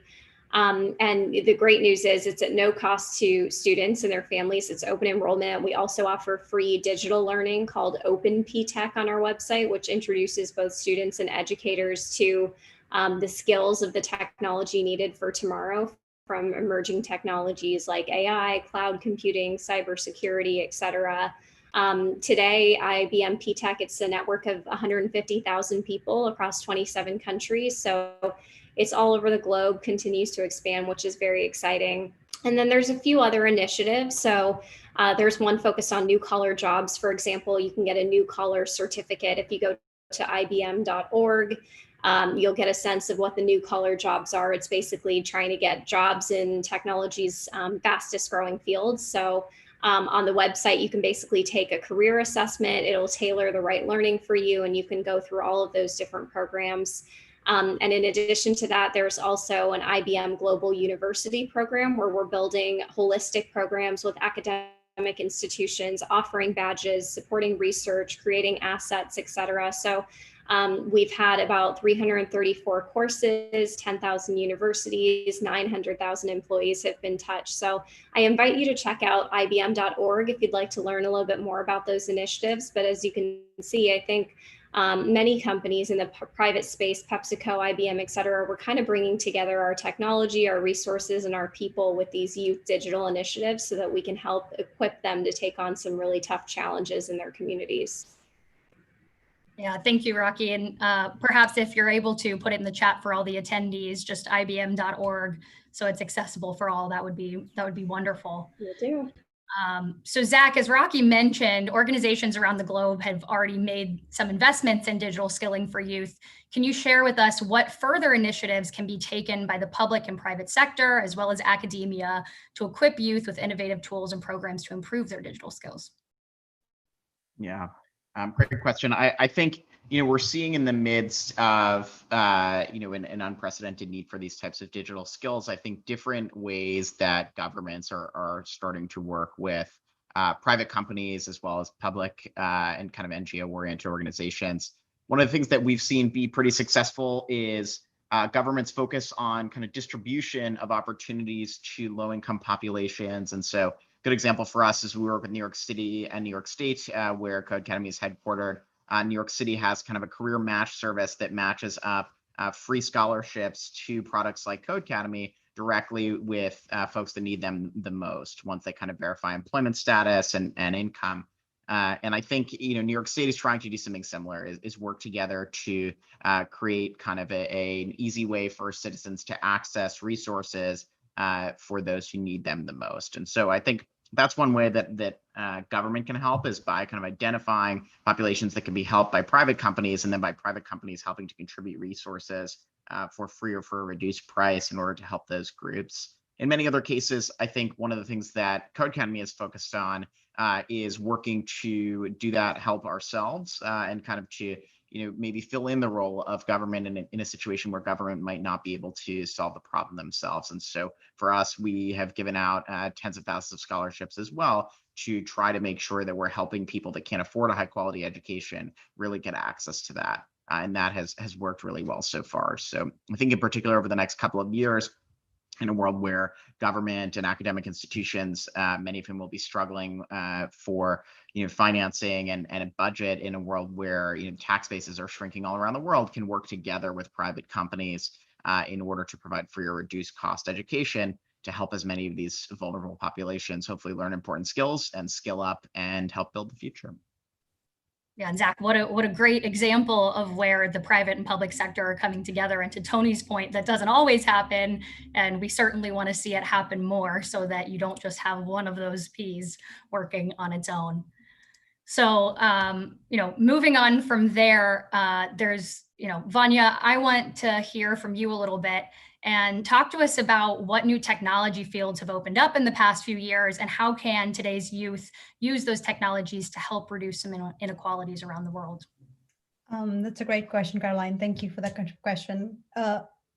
One question I personally believe we all learned this year, with pandemic forcing all of us to stay indoor and online, be it for work on Zoom, or be it for socializing with your friends and family, or even for grocery shopping, is that while no idea or business can be 100% shielded or resilient, the one that was backed with digital tech, or the one that quickly responded towards the digital solutions, were the one who are more capable of transforming or surviving and even emerging stronger in such times of uncertainty. But I also felt that it made privileged a bit more powerful. So the question here is, how might we use digitization to navigate the response? Reimagine how we can create and innovate value to tackle inequality. How can we use it to narrow down the economic and social disparities in both, as Daniela mentioned earlier, in developed and developing countries? And I believe the opportunities are endless. To start with, how some of the speakers mentioned earlier, is how digital platforms are enabling students to pursue online education, online learning, by providing low-cost opportunities from best institutions around the world, something that otherwise was not possible, something that otherwise was not affordable for so many of us. The other example could be opportunities for micro and small businesses in not just urban cities, but also rural and remote areas, to reach customers and sell their products and services via e-commerce. Having the idea to reach a national audience or even a global audience from day one is huge. And these opportunities are especially, beneficial for women, let's say in rural India, who make these beautiful handcraft art and crafts, but are not able to get out of their circle. They don't have access. They don't know how to sell beyond their circle. So e-commerce have given us so much more opportunities to reach and help these people in rural India and other places, in remote places, to really grow their business. And also, let's not forget, and something that is really, really upcoming is the fintech world. Access to instant loans, access to instant capital, microfinance, mobile wallet, and one that I personally strongly feel has a lot of scope is financial literacy for youth. There is potential for us to support these youth, the next generation, the small business, the young entrepreneurs, and the underserved communities to improve equality. But then I again want to echo what Tony said, and I personally believe strongly is that we need to have some human skills in addition to our hard tech skills. We need to be empathetic, we need to be curious, we need to be motivated, and we need to be ready to take some risk, and have a growth mindset in order to actually make a change or do something more than we are doing today. It is absolutely imperative for us to also reskill and upskill ourselves in order to be able to serve the next generation. Thank you so much, Vanya. And I think so many of us agree. And you highlight two incredible industries, right? E-commerce and fintech, fairly new, opening opportunities to people who might not have otherwise had the opportunity to have a global reach, to have financial literacy, whatever it may be. Absolutely. So Jorge, I want to transition to you next. Vanya touched on, a little bit of the new fields that have arisen as a byproduct of technology. Can you tell us what are the new skills that youth need to get into these labor markets? Yeah, sure. And I think it's a really good roll-off point, especially because she touched upon fintech, right? Just to give a sense of context and reference, in finance, there used to be high finance. You look at movies from the 80s and 90s, you used to see these long tables, guys doing the trading on the phone, buying and selling securities. That doesn't really happen as much anymore, right? It's all done electronically. The rise of algorithmic trading also put additional pressure on that. And essentially, the trend is one in finance, and what fintech does is disintermediation, which means taking away middlemen, essentially. And a lot of jobs are simply now transitioning away from that. So when we talk about skills, going digital skills, Tony touched on this very well, right? Yes, you can learn how to code, very important. And I think as technology changes and different programming languages emerge for different types of problems to be solved, the key takeaway is learning how to think like a developer, like a programmer, how to problem solve logically. And if you want a quick takeaway from anyone listening of what to learn Python. It is the second best language for everything. There's probably something better for a specific problem, but if you're going to start somewhere, go for Python. Now, it's not only developing, right? It's also, hey, if you have other passions in video development, in social media, those can be applied.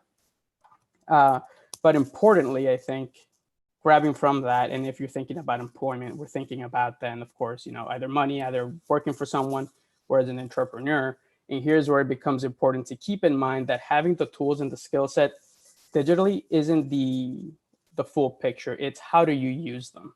And typically at a young age, when folks begin to think about entrepreneurship, they get into this sense of having an idea, or if I build it, they will come. The reality is it's about using that skill set to solve specific problems, to solve specific business problems, particularly, and there's a lot of good literature on this. If there's a problem that a lot of people have, then you nail that problem and you scale it up, and that's how you build a big company. In the workforce, particularly in finance, what do we see? Young college graduates bringing in Python skill sets, and then automating the job that it used to take to 5 or 10 junior analysts to do. Now one of them can do because they've automated it. The analysis that's being performed at a financial level can now be also performed. So viewing it from that perspective, it's also learning how to use the skill set. And ultimately, even though it's digital, we're still human beings. We still want to interact with each other. Let's keep in mind that being able to manage that soft human skill set is going to be absolutely important going into the future, and probably more so, particularly since we're all, virtually talking to each other. So that's a particularly different angle. So being conscious of time, I think I'm going to leave it there unless you want me to expand on anything. No, thank you. I think that was wonderful. And you do bring up such an interesting point that says, we're talking about digital skills today. They're incredibly important, but you need to know how to apply them. And you need to also make sure that you are developing your soft skills so that when you have that great idea, when you want to become an entrepreneur, you have to be able to show people why it matters. And so working on all of three of those in conjunction is vitally important. So now I want to pivot to something that's kind of top of mind for all of us. It's been mentioned a few times in this panel and in this conversation already, but with COVID-19, right, there are some changes that might be happening there. So Noof, I would love to hear from your perspective, how might our focus on digital skills for youth shift or strengthen as we recover from COVID-19? Well, this pandemic has shown us the importance of possessing digital skills at a time when the entire world has shifted to being digital. We realize the importance of investing into youth skills, as it shows us that we're investing into the world's future. Now, for the youth to be able to make it in a competitive market, candidates have to stand out, especially in a world where we're all trying to recover from the effects of COVID-19. Being a digital native is simply not enough. Advanced digital skills will help us get a step closer to achieving SDG 8, which is decent work and economic growth. Now, while empowering the youth to develop their digital skills, we must shed light on the importance of enhancing their skills as well as reducing the digital divide. We see how cooperation is vital to ensure that we can get closer to achieving SDG 1, which is to overcome poverty, which will maximize the amount of people that have access to basic technology, and therefore move towards achieving SDG 10, which is to reduce inequality. By giving people the same accessibility to technology and the right tools, we will see progress. There is a diverse pool of possibilities when it comes to the digital skills, such as programming, digital design, multimedia design, advertising, and much more. Opportunities need to be provided to the youth demographic to help with the progress. The youth has shown great outcomes when putting their digital skills to the test, bridging the digital divide to ensure faster development in all regions of the world. Thank you.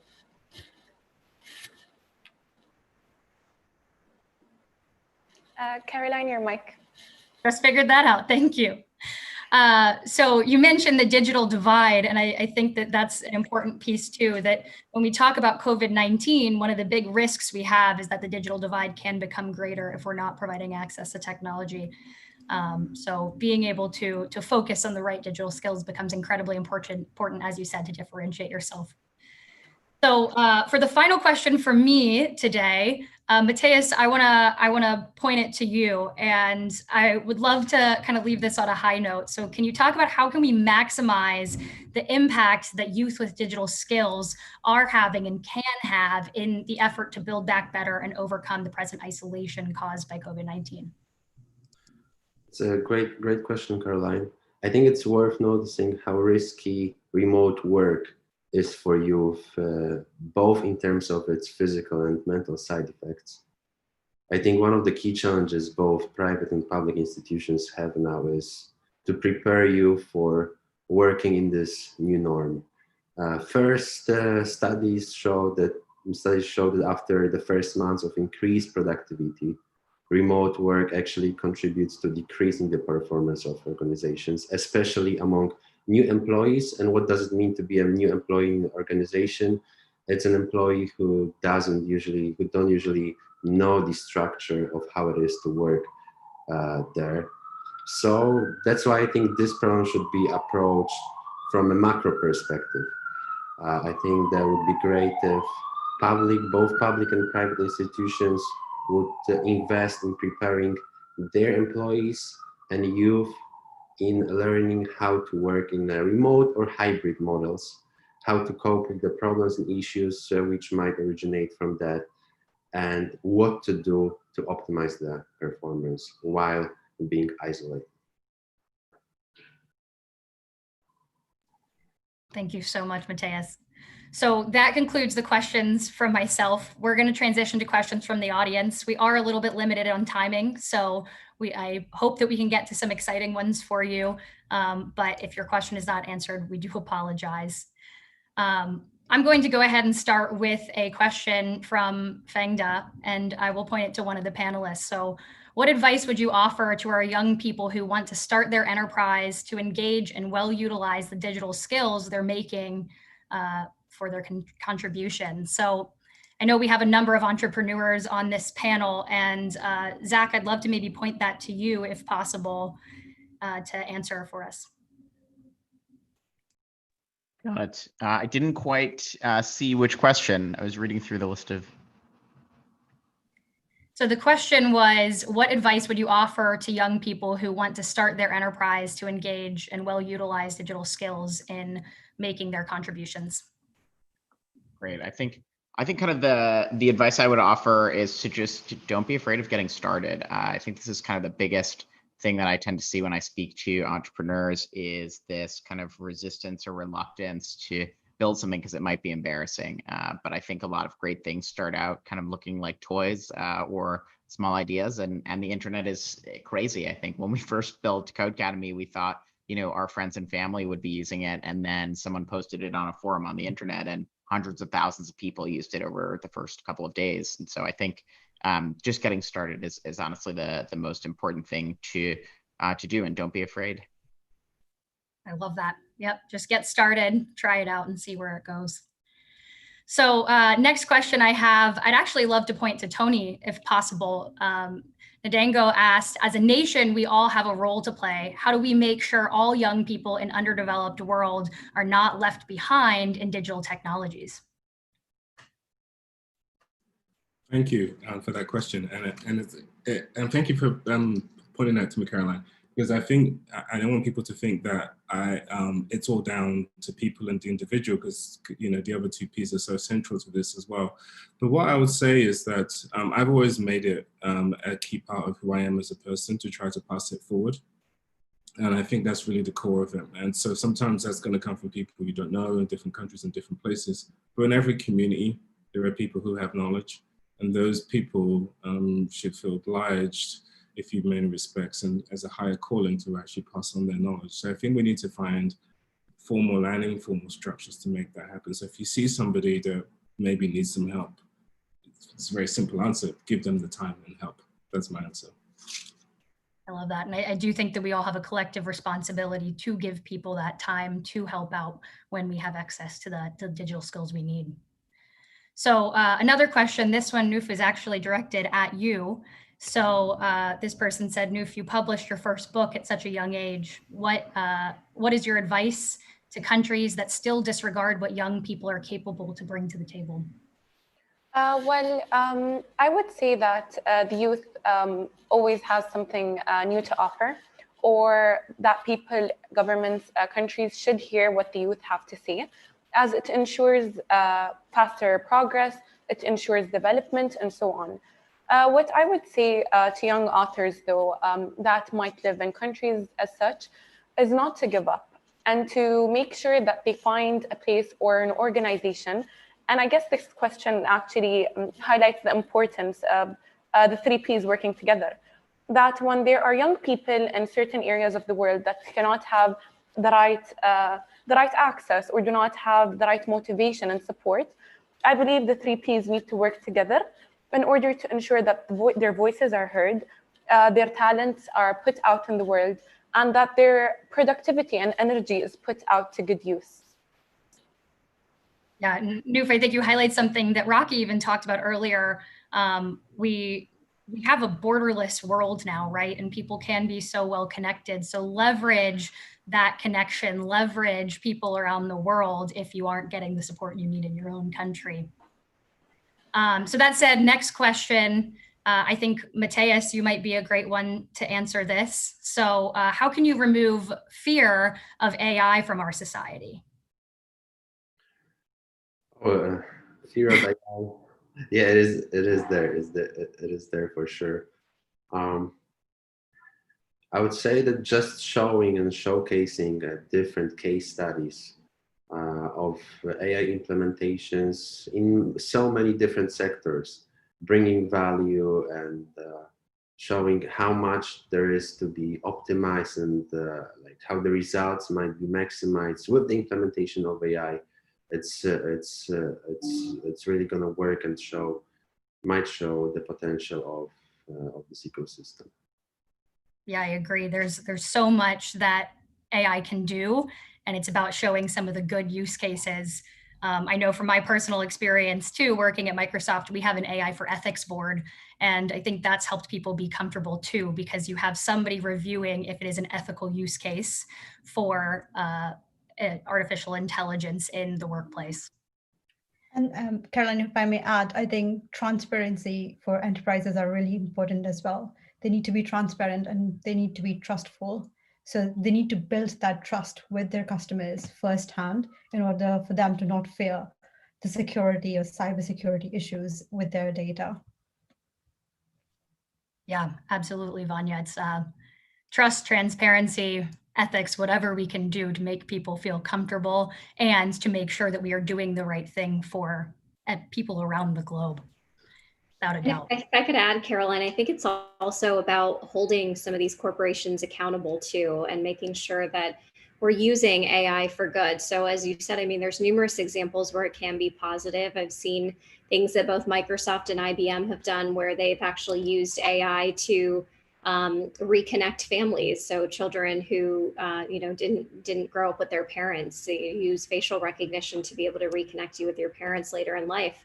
But we have seen examples of where it hasn't been used in the right way. And so companies like IBM and Amazon actually over this past summer, they made a big announcement in that they were pulling back the use of facial recognition technology and AI contracts with law enforcement because that use of machine learning and AI technology was actually leading to a lot of racial bias, for example. So I think the more we can kind of correct some of these errors where it's using incorrectly, the better off we'll be.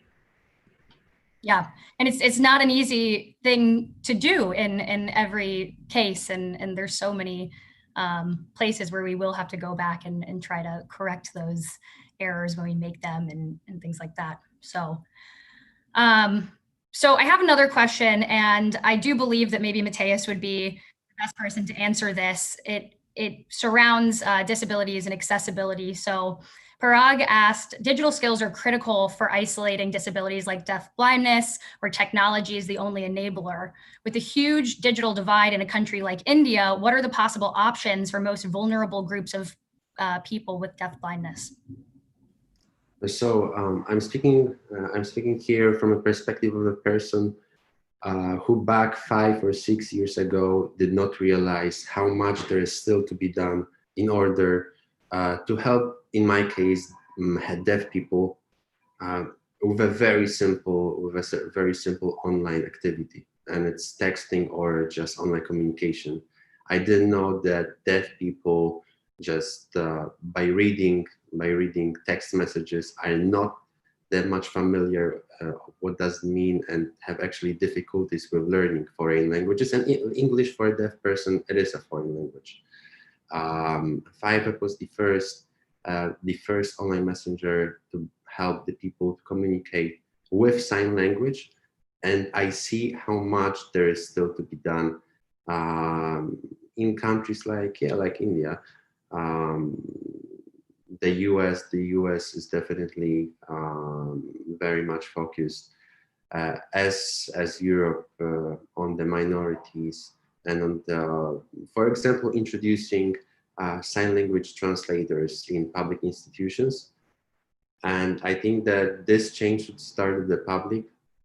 Poland is actually very focused on minorities like deaf group, helping them to get access to public and private institutions. And I think the change should start from there. Yeah, thank you so much, Matthias. So we have time for one last question today. And this one is from Saad Hamed. I think it is a great one to end with. And I guess I will point this one to Jessica. I don't think you've had the chance to speak, but Saad says, hello, I want to work and serve the world with my skills. I'm 17 years old. How do I get the opportunity to address different problems at different forums? I think that's a great question and a big question, but I think I'll echo a little bit of what Zach said and a little bit of what probably most of the panelists have mentioned, which is, you know, really there's a lot of leveling of the playing field that comes from digital technology, digital skills, and young people definitely bring, you know, a facility and the ability to learn that gives them an advantage as it relates to people that have been doing, you know, their jobs or working for a long time, and it can be harder for them to learn these new skills. And once you have, you know, a little bit of that runway, it's really about finding a problem and just getting started to solve it. You know, if it's something that's very close to you that, you know, you see every day happening, and maybe, you know, as a young person, you're privy to spaces and communities or problems that industries have overlooked because maybe they're too small, or maybe they're not, you know, the most big and what gains attention from people. So it really starts with finding a problem to solve, starting to deploy those technologies or the skills that you do have, and then saying, okay, now I need this, now I need that, now I need to learn more in order to, you know, make this even better and solve this problem in an even better way.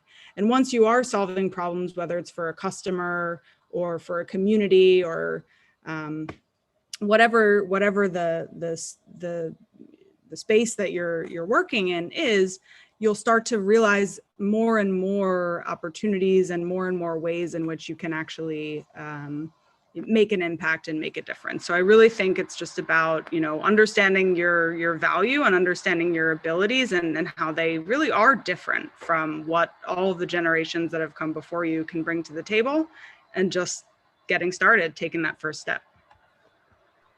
Yeah, I think that's such a great piece to end on, because we've talked about it a little bit today about you have these digital skills, but where do you start? What do you do? Those questions were actually being asked in the chat as we were having conversations as well. So, you know, the advice to start with a problem, you know, start solving that, figure out where your digital skill gaps are and go from there is a great starting point. That said, that is all the time we have for audience Q&A today. It's clear there has been a lot that has been done already, but there is so much to do across the private sector, the public sector, and people. So you guys, the people in the audience. This is just the beginning of a conversation and a continued discussion about digital skills and their importance as our world progresses. This is not going to be the end of these types of challenges and conversations, discussions. They must continue happening outside of forums like this and within them. So with that, we have concluded our panel discussion. I'd like to thank all the panelists and the audience once again for attending, and I'd like to hand things back off to Mr. Lammerbat for closing. Thank you so much, Caroline, for this very interesting panel discussion. I will now give the floor to our director, Ms. Bass, for her closing remarks. Ms. Bass, you have the floor. Thank you very much. I would like to thank the two moderators of the first and the second session. I mean, and Caroline, excellent job. It's not easy to keep track of time and at the same time to keep the conversation lively. I would like to thank all the participants who have been connected with us for almost 2 years from different parts of the world, where maybe it's not 1:30 p.m. like here in New York, but it might be that they are 12 hours ahead or two, and so on. So it's night in some places and still they're there. So thank you very much to the participants. It shows that this topic is really relevant. We will keep discussing, as Caroline said, this topic, and also as Sylvia from ITU said, in the next coming months, we will have more appointments between now and the Commission for Social Development that will be discussing about digital technologies and social development next February. I do hope to have you all on board, including the participants and many more people through a hybrid way of maybe meeting in person, if possible, already by next year, and definitely through technologies. I would like to thank very much also our youth delegate, UN youth delegate, the United Nations through the division I have the honor to lead, has the task to work with the youth delegates. We have that program, and she was amazing, if I may say, among all participants. She also brought the 2030 agenda and all the various key SDGs to the table. And it's a lifelong learning process. It applies to youth. If in another time we talk about digital skills and middle-aged people, those who might have more difficulties to get into the labor market, if they lose their job, they might not have the skills and the digital skills that many youth already have, and many others we want to make sure they have.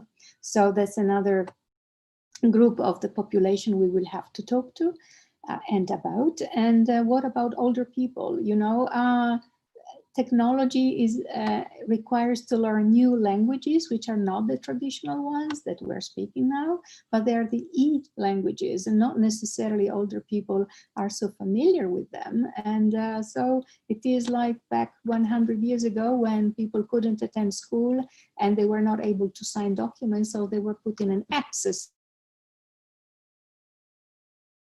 Young nowadays find themselves illiterate. So that's another area that requires a long life, a lifelong learning training, and we have to be determined, curious, dynamic, and to do that, let's keep working together. I thank you all, and I do hope to see you very soon again here in the space the United Nations offers to the public, the private, and the people to find united, innovative solutions for a better world and for the well-being of people.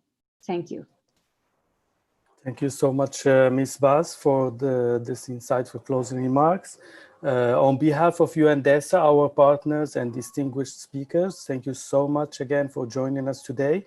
We hope that today's webinar was insightful and that you will share this information with others who might be interested. Thank you. If I may, Amin, it's people can watch it on YouTube. It's recorded. Yes, and also you can join us on YouTube. It's recorded, so you can rewatch the event whenever you have time, of course. Thank you so much again for joining us. And I will just ask the speakers if you can take a quick picture. That will be great. Thank you so much, everyone who joined today. I'll just put the gallery view. So I will just say 1, 2, 3, and I will go ahead. 1, 2, Vanya, still, 3. There we go. Oh, Vanya, sorry. Yes. 1, 2, 3. That's perfect. I don't see Dominique if she wants to. Okay, let me do one more. 1, 2, 3. Yes, perfect. So Thank you this was so the much. family picture, right? Yes. We will share it with all of you. Thank you. Thank you. Thank you. Bye. Bye. Thank you. Great to meet you.